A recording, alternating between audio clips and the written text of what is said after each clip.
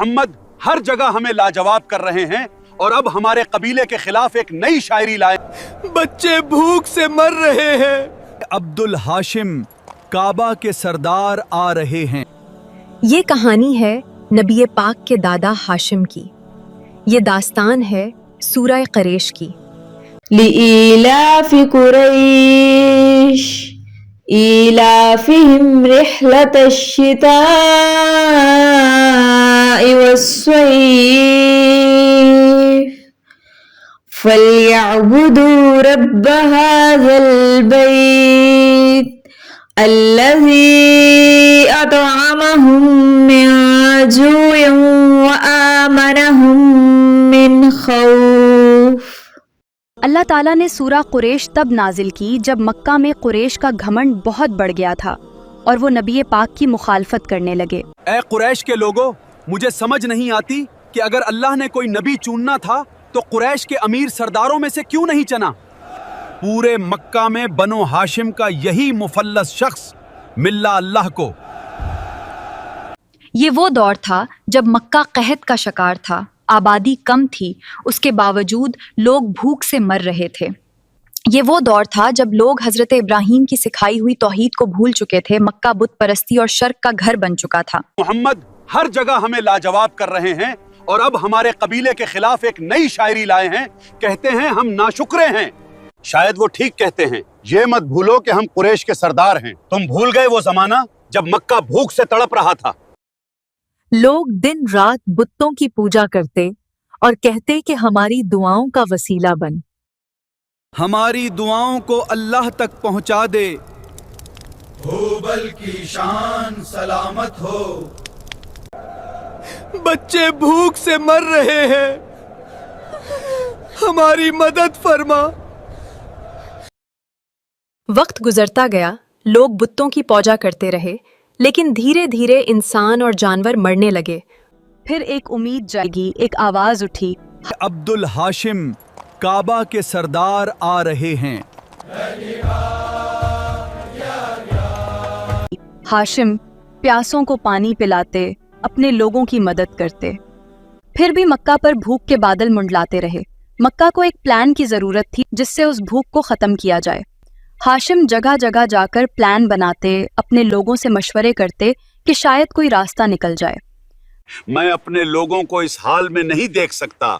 आप बुजुर्ग हैं, मक्का के कोई रास्ता दिखाइए। हमारी समझ में तो कुछ भी नहीं आ रहा। कैसे निकले इन हालात से।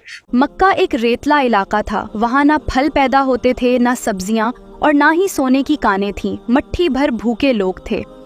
वो करते भी तो क्या। वक्त यूं ही गुजरता रहा। हाशिम गहरी सोचों में डबे हुए थे। फिर अचानक उन्हें ख्याल आया कि मक्का की असली ताकत तो काबा है। ये सबसे बड़ी ताकत है। क्यों मैंने पहले ये नहीं सोचा। कबीले वालों, हम तिजारत करेंगे। सर्दियों में यमन और गर्मियों में शाम का सफर करेंगे। आज तक किसी ने ये बात नहीं सोची थी। क्या ये ऐसा नहीं लगता जैसे हम खुद मौत को दावत दे रहे हों।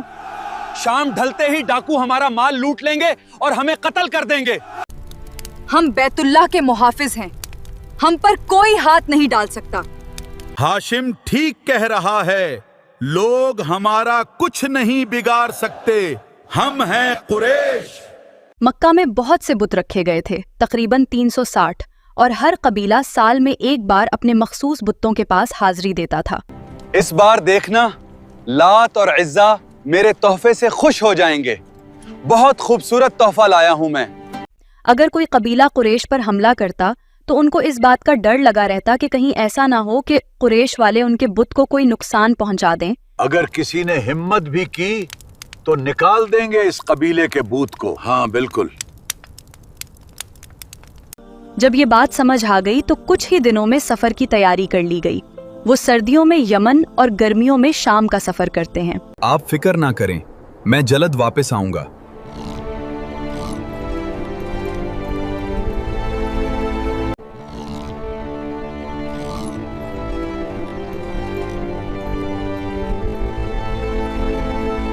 اور اس طرح کعبہ کے مکہ میں ہونے کی وجہ سے وہ بے خوف ہو کر تجارتی سفر کرتے رہے۔ بے فکر ہو کر آگے بڑھتے چلو۔ دیکھتے ہی دیکھتے مکہ ایک بزنس ہب بن گیا ہے۔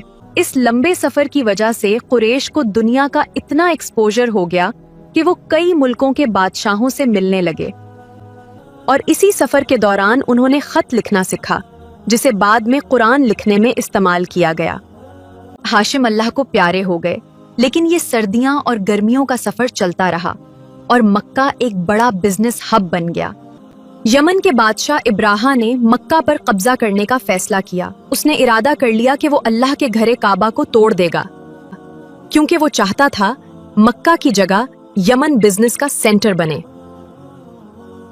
اور جب اللہ تعالیٰ نے محمد صلی اللہ علیہ وسلم کو نبوت کا حکم دیا تو یہی قریش آپ کی مخالفت کرنے لگے۔